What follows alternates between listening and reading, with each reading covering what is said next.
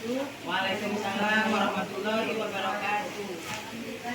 Jadi sama hari ini dalam rangka kegiatan komunitas belajar sekolah penggerak tanggal 1 hingga 24 Julai. Salah satu kegiatannya saya sebagai kegiatan ini sebagai calon guru penggerak mempunyai kegiatan yaitu menyebarkan pemahaman dan penerapan pengalaman budaya positif. Apa itu budaya positif? Konsep budaya positif yang pertama adalah perubahan paradigma belajar, disiplin positif, posisi kontrol guru, kebutuhan dasar manusia, motivasi perilaku manusia. Kemudian nilai-nilai kebajikan, keyakinan kelas, dan segitiga restitusi. Pembelajaran paradigmanya, pembelajaran dengan paradigma barunya merupakan pembelajaran yang dirancang prinsip pembelajaran berdiferensiasi sehingga para peserta didik belajar sesuai kebutuhannya berdasarkan tahap perkembangan sesuai teori metodik modern untuk mewujudkan profil pelajar Pancasila. Miskonsepnya, ilusi bahwa kritik dan membuat rasa bersalah mampu menguatkan karakter. Kemudian ilusi bahwa semua penguat positif, efektif, dan bermanfaat. Ilusi guru mengontrol murid. Ilusi bahwa orang dewasa berhak memaksa. Miskonsep ini berarti pemikiran yang berarti pemikiran yang salah kalau bahasa yang bahasa umumnya. Mengubah paradigma tadi pendekatannya dengan teori kontrol, stimulusnya, stimulator, dan teori kontrolnya. Di mana realitas kebutuhan kita sama, teori kontrolnya realitas kebutuhan kita berbeda. Setiap anak pasti akan berbeda kebutuhannya. Kemudian semua orang melihat hal yang sama. Teori kontrolnya, setiap orang memiliki gambaran yang berbeda. Kita mencoba mengubah orang agar berpandangan sama dengan kita. Sedangkan teori kontrolnya, kita berusaha memahami pandangan orang lain tentang dunia. Perilaku buruk yang dilihat sebagai suatu kesalahan. Teori kontrolnya, semua perilaku memiliki tujuan. Orang lain bisa mengontrol saya. Teori kontrolnya, hanya Anda yang bisa mengontrol diri Anda sendiri. Kemudian saya bisa mengontrol orang lain, Anda tidak bisa mengontrol orang lain. Pemaksaan Anda pada saat rujukan gagal, kolaborasi dan konsensus menciptakan pilihan baru. Model berpikir menang atau kalah, model berpikir menang dan menang. Maksudnya ini adalah paradigma yang lama, ini adalah paradigma yang baru. Stimulus responnya, teori kontrolnya adalah paradigma barunya. Inilah pemikiran disiplin positif, di mana kata disiplina artinya belajar. Disiplin mengacu pada disiplin diri yang memiliki tanggung jawab terhadap apa yang dilakukan berdasarkan nilai-nilai yang diyakini. Disiplin positif merupakan salah satu penerapan disiplin yang bertujuan untuk menumbuhkan kesadaran serta memberdayakan peserta didik tanpa imbalan penghargaan atau reward atau ancaman atau hukuman. Nah, ini dia nilai-nilai kebajikan. Ada beberapa nilai-nilai kebajikan yang harus kita terapkan di dalam institusi organisasi. Kalau kita sekarang ini adalah berada di sekolah SDN 024 Teluk Binjai. Ini adalah nilai-nilai kebajikan yang semestinya kita harus terapkan, dan di sekolah kita sepertinya sudah, karena mungkin sekolah penggerak sudah dari awal sudah jelas pemikirannya seperti ini, adalah profil Pancasila. Kemudian IPO primaris program yaitu toleransi, rasa hormat, integrasi, mandiri, menghargai, hampir sama kita dengan profil Pancasila. Kemudian keterampilan hidup, life skill, dapat dipercaya, lurus hati, kreatif, tidak merendahkan orang lain, dan memberikan yang terbaik dari dirinya sendiri. Nah, kebutuhan dasar manusia adalah segala sesuatu yang kita lakukan untuk mendapatkan apa yang kita inginkan. Seluruh tindakan yang kita lakukan memiliki tujuan tertentu, dan usaha yang terbaik kita lakukan adalah dalam rangka agar kebutuhan dasar kita terpenuhi dengan baik. Nah, 5 kebutuhan dasar ini kita akan terapkan ke siswa, ke anak. Yang pertama, bertahan hidup, penguasaan, kasih sayang, dan rasa diterima, kebebasan, dan kesenangan. Anak butuh bertahan hidup, dia butuh makan, pakaian, tempat tinggal, keamanan, kesehatan, bukan hanya kita guru. Kemudian penguasaan, harga dirinya, keinginannya dianggap pemimpin, berprestasi, diakui, didengar. Kasih sayang dan rasa terima. dipedulikan, berbagi, kerjasama, menjadi bagian dalam kelompok, kebebasan, mandiri, memiliki pilihan, mencoba hal-hal baru, mampu mengendalikan arah dirinya, kesenangan, bermain, humor, antusias, tertawa. Nah, kebutuhan dasar 5 ini yang akan dimasukkan dalam disiplin positif. Motivasinya perilaku manusia untuk menghindari ketidaknyamanan hukuman, untuk mendapatkan imbalan penghargaan orang lain, untuk menjadikan orang yang ingin diinginkan menghargai diri sendiri dengan nilai mereka percaya. Jadi 3 yang tadi akan sangat berhubungan. Yang pertama, kalau kita berpikiran secara lama adalah hukuman, tidak terencana, tiba-tiba terpikir oleh kita, kemudian murid tidak tahu apa yang akan terjadi dan tidak dilibatkan, bersifat satu arah hanya dari kita saja.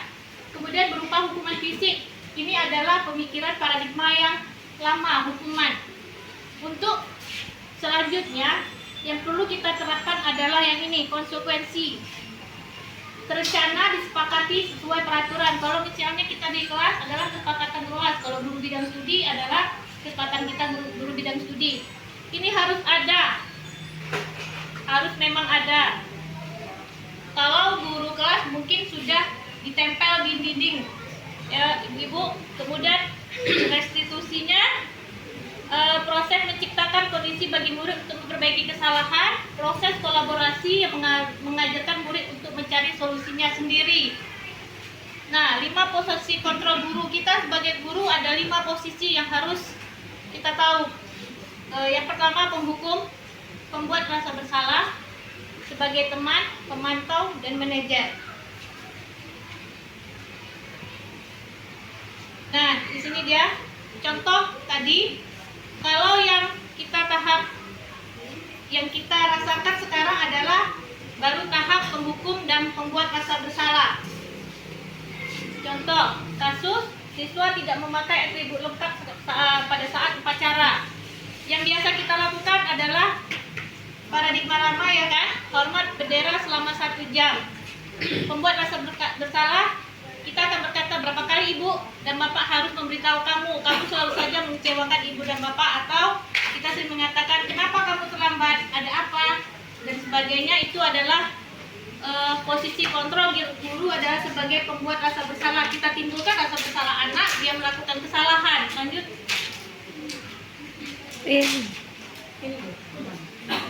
Nah, lanjut untuk teman. Kita pasti akan posisi ini yang harus kita kembangkan lagi sebagai teman dan pemantau. Pertama, sebagai teman, ayo dong ikuti aturan. Kita bergaya bahasa, sudah ikuti kata-kata siswa bu, dengan kata ayo yang mengajak, itu adalah kita sebagai teman. Kemudian kata tolong, ayo dong ikuti aturan sekolah, tolong dong bantu ibu dan bapak ya, sekali ini sudah tidak apa-apa, lain kali jangan sampai berbuat seperti ini lagi. Ini adalah kata-kata pilihan yang bisa kita sampaikan ke anak. Kalau tadi kan menghukum, membuat rasa bersalah, yang biasa kita lakukan hanya 2 itu kan. Nah, yang ini teman dan pemantau, teman saja, ini adalah kata-kata yang baik yang harus kita kembangkan di sekolah ini lagi, yang kita akan sampaikan ke anak. Ayo dong ikut aturan sekolah, kemudian tolong dong bantu ibu bapak. Nah, untuk sebagai pemantau ada lagi pilihan. Berapa kali ibu dan bapak harus memberitahu kamu selalu saja mengecewakan ibu bapak, ya. Nah, sebagai manajer, apa kamu tahu kesalahanmu? Kira-kira bagaimana kamu memperbaiki kesalahanmu?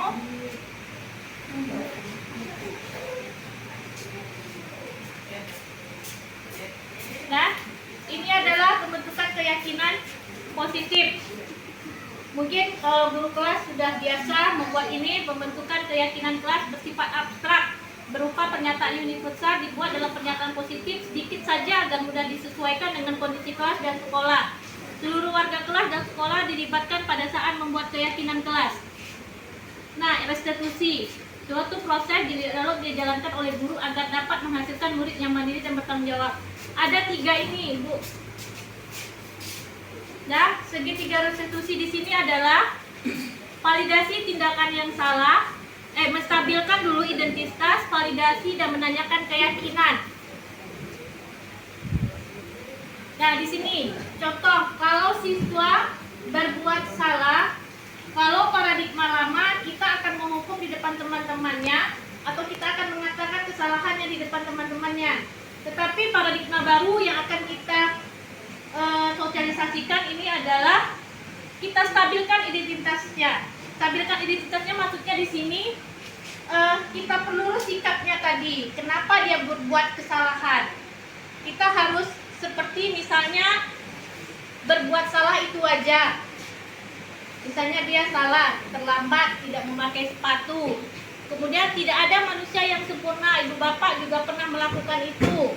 Itu kata-kata pilihannya. Ibu bapak tidak mau mencari siapa yang salah, tapi ibu bapak ingin mencari solusi dari permasalahan ini. Kamu berhak dan merasa begitu. Seandainya contoh adalah misalnya ada yang terlambat. Ibu-ibu, kalau misalnya paradigma lama, kita akan menghukum dia di depan. Kita akan memarahkan dan menanyakan kenapa kamu terlambat, ada apa? Itu paradigma lama, dia akan merasa malu, dia akan kena mentalnya. Kalau paradigma baru, kita ingin menganjurkan anak tadi dibiarkan saja dia masuk, duduk. Ada saatnya kita panggil, dia berhadapan dengan kita berdua. Karena itu tadi, kita harus menanyakan 5 kebutuhan dasar dia. Pasti ada sebabnya dia terlambat. Kenapa dia terlambat? Apakah dia membantu orang tuanya, bangunnya malam, tidurnya malam kan, bangunnya udah telat sampai di rumah. Nah, dengan berdasarkan itu sudah kita validasi tindakannya. Nah, kita menanyakan keyakinan kelasnya. Nanti setelah kita tahu apa penyebab dia, jadi kita tidak mengontrol dia di depan teman-temannya lagi, tetapi kita langsung berhadapan berdua saja. Dan kemudian kita selesaikan itu dengan, kalau berhubungan dengan keluarga, kita selesaikan dengan keluarganya atau ayah dan ibunya. Kita tanyakan anak ini kenapa juga tidurnya malam, setelahnya dia terlambat ke sekolah. Dia tidak bisa menolak karena dia harus menuruti kata orang tuanya. Kita sebagai guru yang menjadi pusat kontrol, kita menanyakan keyakinan kelas.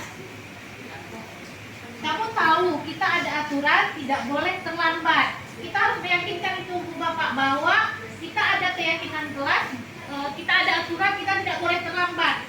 Kita katakan sama dia, nak, kamu tahu bahwa kita udah ada kesepakatan kelas, keyakinan kelas, kita tidak boleh terlambat. Siswa tidak diperbolehkan terlambat. Nah, setelah kita menyampaikan keyakinan kelas tadi, nanti baru kita memperoleh apa yang akan dilakukannya nanti.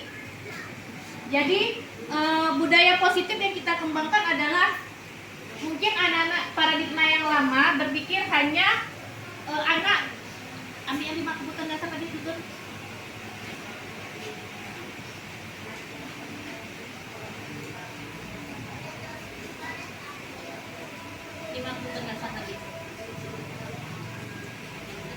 Oke.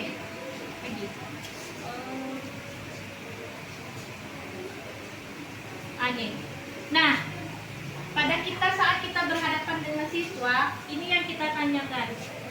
Bertahan hidup, misalnya dia tadi ada yang bekerja atau terlambat. Kenapa kamu terlambat? Sarapan dulu tadi Bu, belum sarapan. Kan bertahan hidup untuk memenuhi hidup makan dia terlambat tadi. Atau misalnya jelas dia membantu orang tuanya. Dari 5 kebutuhan dasar inilah kita akan meyakinkan di keyakinan kelas Ibu. Kemudian untuk 5 dari 5 kebutuhan dasar inilah yang kita arahkan untuk menstabilkan tadi, segitiga tadi sayang. Oke nih, tindakan yang ini. Yang pertama kita stabilkan identitasnya. Kalau dia lagi emosi, tenangkan dulu Bu. Jika dia berkelahi, kita banyak anak berkelahi nih ya. Dia berkelahi, tenangkan dulu. Kita dengarkan ceritanya. Kalau seperti itu mungkin sudah biasa kita lakukan kan. Terus untuk validasi tindakan yang salah. Iya, Ibu tahu kamu emosi, kamu marah karena kamu misalnya ditinju sama kawannya, kamu dipukul sama kawannya. Itu adalah validasi tindakan yang salah. Kita utarakan juga tindakan yang dia lakukan, sudah dia curhat tadi dan Bu. Kemudian kita validasi. Ya, tindakan yang kamu lakukan itu salah. Baru kita menanyakan teknik, kita hubungkanlah dengan aturan-aturan yang ada di kelas, aturan yang ada di sekolah. Itu adalah yang dinamakan segitiga restitusi. Kira-kira Ibu ada pertanyaan? Ini yang paradigma baru yang perlu dikembangkan. Itu tadi proses kontrol guru. Yang mungkin kita tadi hanya sampai kedua ya.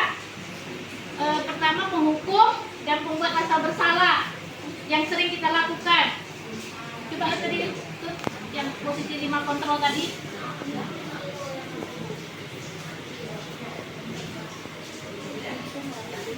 Nah ini mungkin 1-2 yang sering kita lakukan, penghukum dan membuat merasa bersalah. Teman, pemantau, manajer, kira-kira teman ibu semua dilakukan belum ya? Coba contohnya tadi tuh kata-katanya tuh. Oke. Nih kayak teman tadi kan, sudah tidak apa-apa. Wajar kamu melakukannya karena kamu marah, atau wajar kamu karena kamu dipukul lagi. Tapi kita harus memvalidasi bahwa tindakan dia salah, bukan kita membiarkan. Kalau biasanya kan kita hanya sebagai pembuat rasa bersalah, yang ini tidak kita lanjutkan sampai di manajer. Jadi anak merasa tertekan, merasa bersalah, dia akan membuat kelakuan itu berulang-ulang. Paradigmanya seperti itu, Ibu, yang sudah di istilahnya diteliti lah. Makanya ini yang mau dikembangkan selanjutnya. Kira-kira ada pertanyaan? Oma ada pertanyaan? Semuanya? Ya, semuanya. Tapi kalau misalnya yang paling ideal adalah yang terakhir, manajer. Yang terakhir. Nah ini sudah kita validasi. Apakah kamu tahu kesalahanmu? Kita validasi tindakan kesalahan dia. Kemudian kira-kira bagaimana kamu memperbaiki kesalahanmu?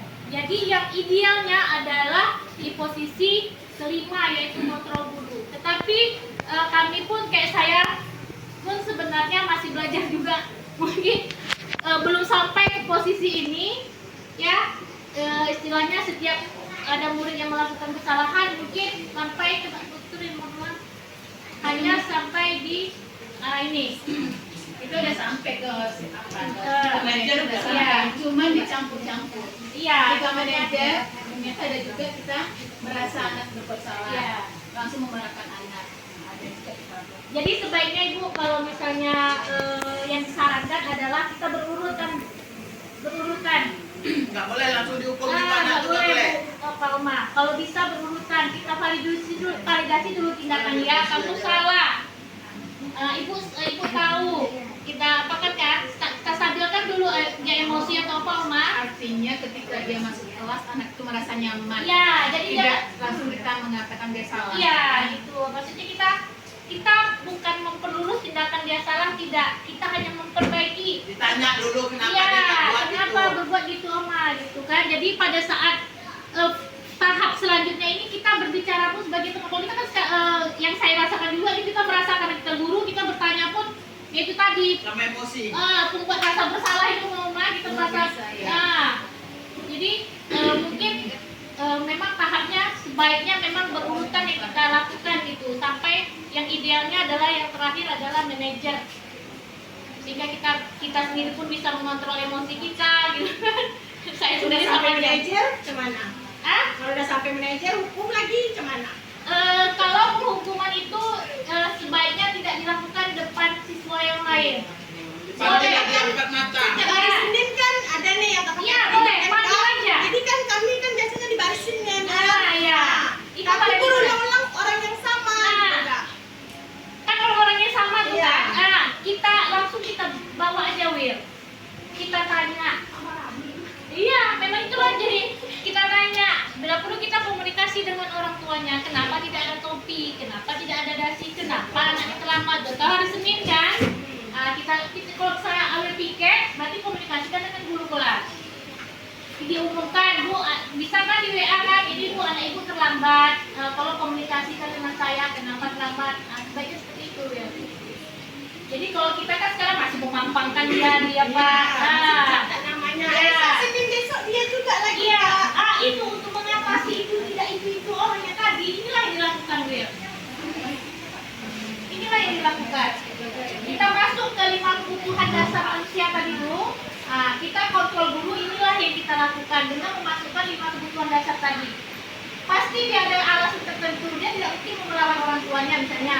Tidak ada kopi, tidak ada nasi, orang tuanya berkata tidak ada duit. Pasti kayak gitu nanti. Nah, kita nggak bisa memarahkan anak yang kita lakukan sebagai posisi kontrol dulu adalah ini manajer tadi. Kira-kira bagaimana untuk memperbaiki kesalahan dia nih tadi?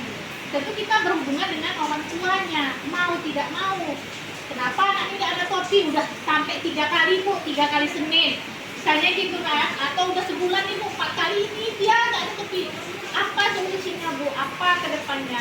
Jadi Memang dilarang lah hubungan tadi. iya, permasalahannya akan selesai. Cuma kalau seperti itu kita lakukan terus, anaknya akan ikut juga. Karena dia nggak bisa menyelesaikan masalahnya sendiri gitu loh, Will. Karena dia berhubungan dengan orang tua, dia nggak punya duit, dia nggak punya bisa menghasilkan uang. Bagaimana dia mau beli gas kopi? Tidak mungkin anak itu tidak menyampaikan sama orang tuanya, pasti menyampaikan. Cuma penerimaan orang tua kalau misalnya hanya anak yang berbicara mungkin tidak didengar. Kalau kita misalnya orang tua dari guru, mungkin kan ada rasa segan, malu kan, anaknya 4 kali sebulan tuh tidak bawa sudah kopi gitu kan. Seperti itulah Will, paradigma baru. Kalau yang kita lakukan selama ini seperti diambil sama si Pak Awil, kemudian kasih tahu sama saya, terus saya menghubungi orang tua melalui WA, saya foto anak itu saya kirim sama orang tuanya. Nggak apa-apa. Dan saya tanyakan itu gimana, nggak apa-apa. Iya, nggak apa-apa. Itu posisi sampai kita Udah manajer kan saya. udah manajer Ibu, karena Ibu sangat iya. Nah, kita langsung kita dapat orang tua. Iya, nggak apa-apa. Kalau kita berkomunikasi dengan orang tua, inilah dia gunanya Will. Manajer ini tadi.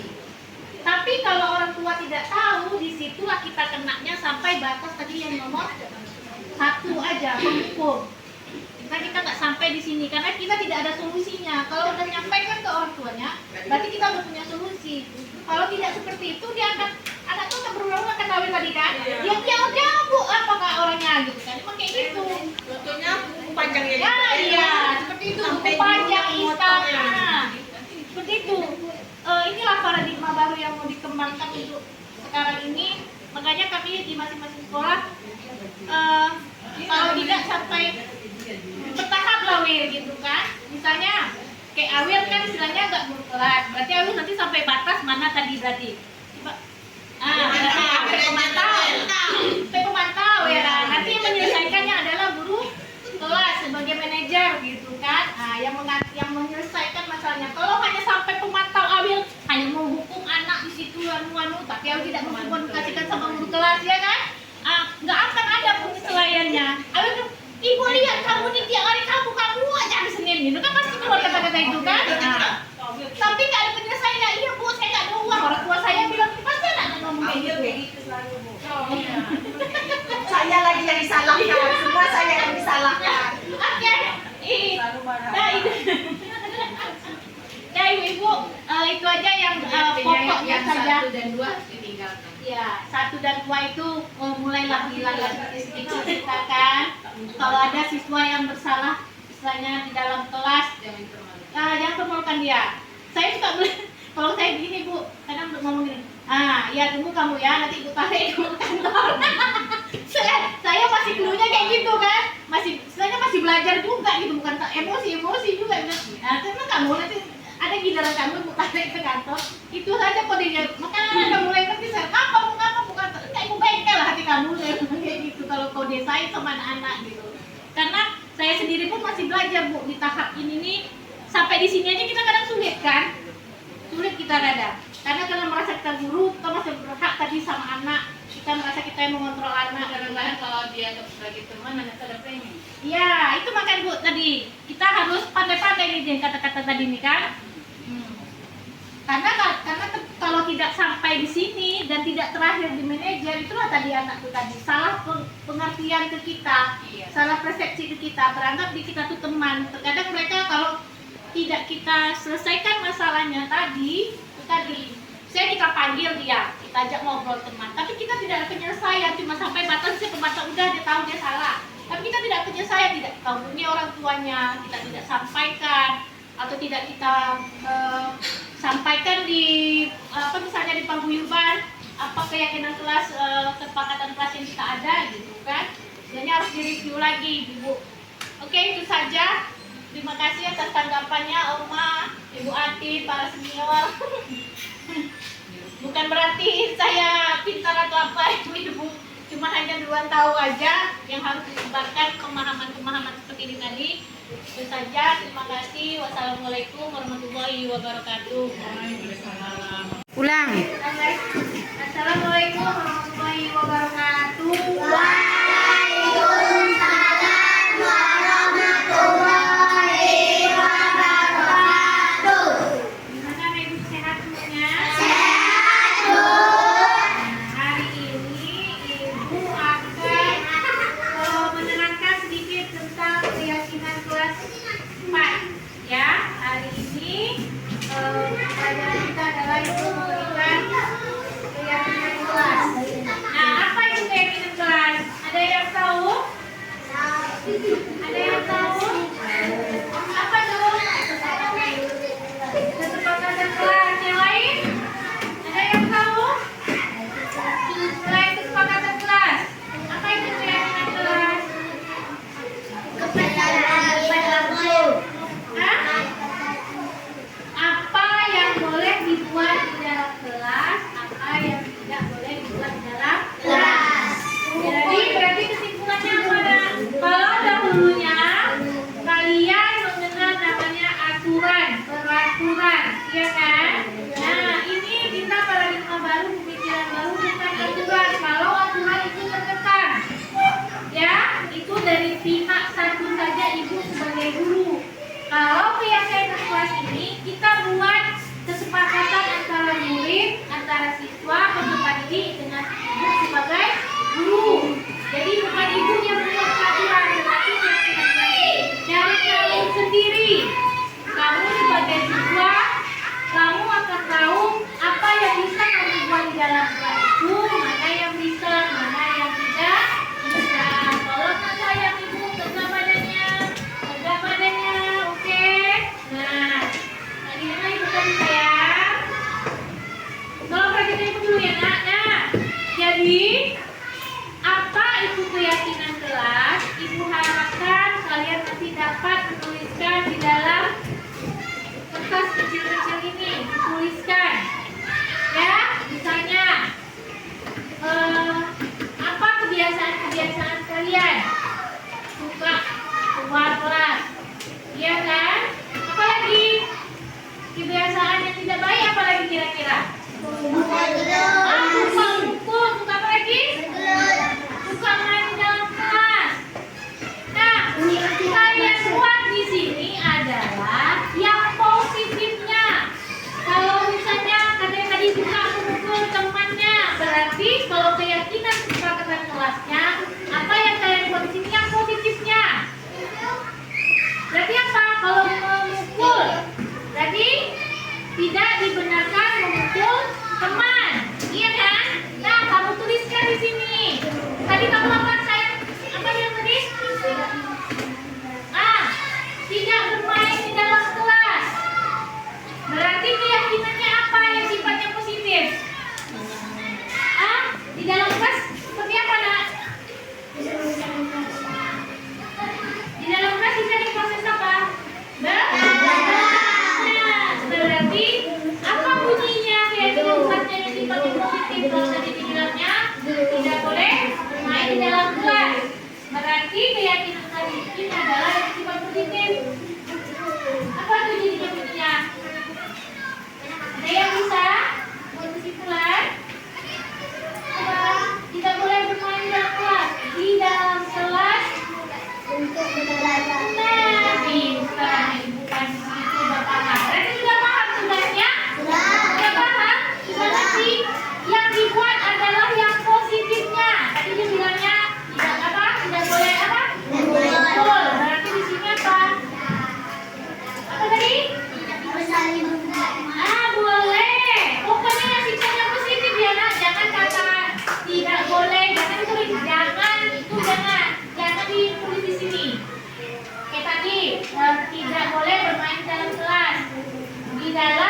di dalam kelas untuk belajar.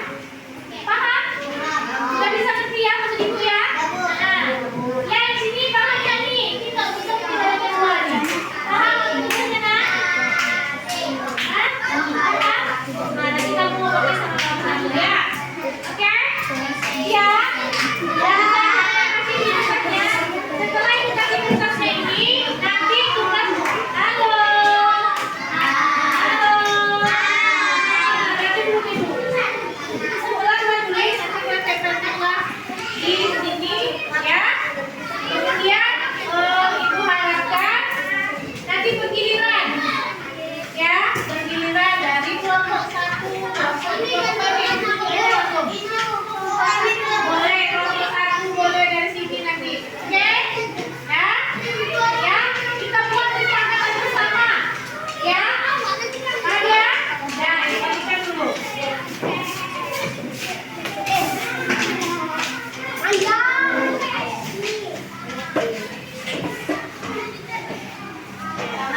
Tanganlah sayang ibu.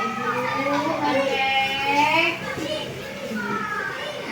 Tulisannya yang jelas ya, Nak ya. Tulisannya yang jelas.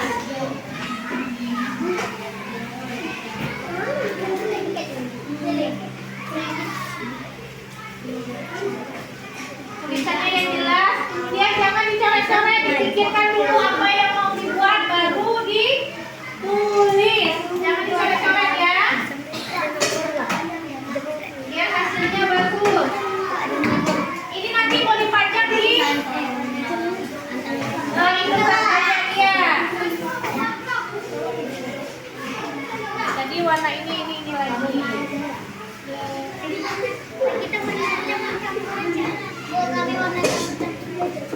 Nggak bisa saya ini sudah disetting ini ya.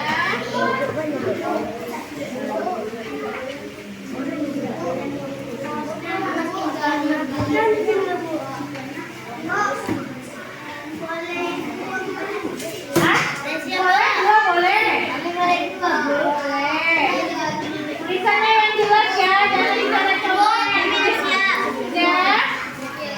Sudah siap semuanya? Udah siap, Bu. Sudah? Siap, Bu. Sudah kemudian kita buka nyaladas ya. Jadi mana? Hah? Buat.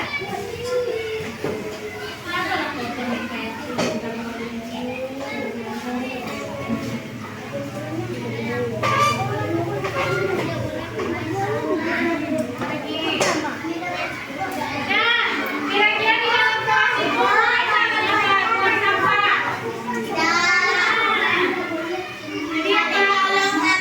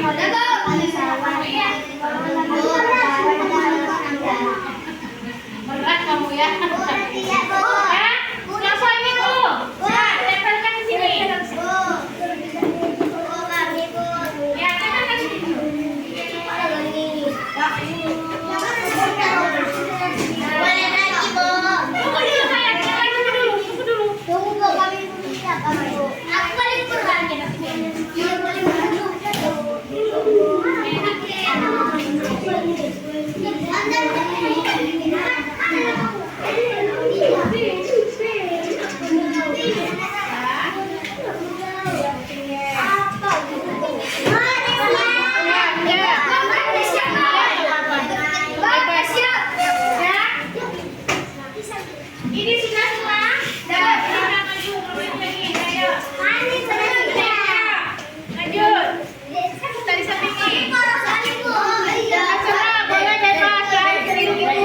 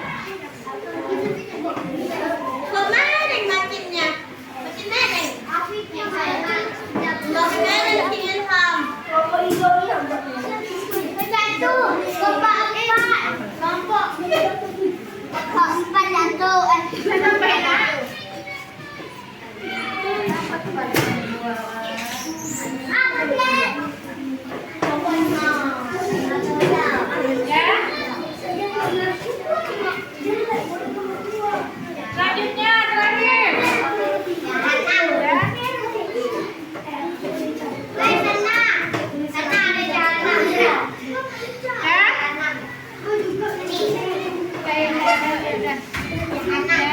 Punya dia.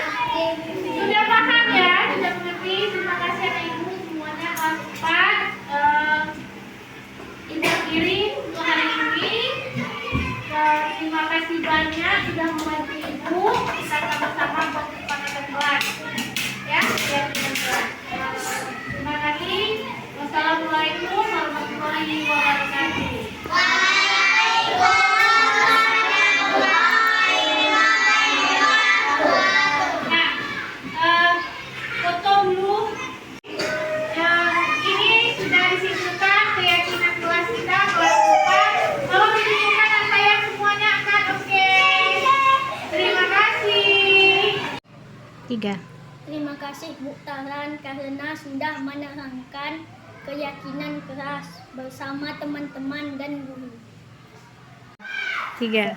Assalamualaikum warahmatullahi wabarakatuh. Perkenalkan, saya Amelia Trianingsih, guru kelas 4 SDN 024 Binjai. Terima kasih kepada Ibu Tarantini yang telah membuat keyakinan keras di kelas saya. Terima kasih. Wassalamualaikum warahmatullahi wabarakatuh.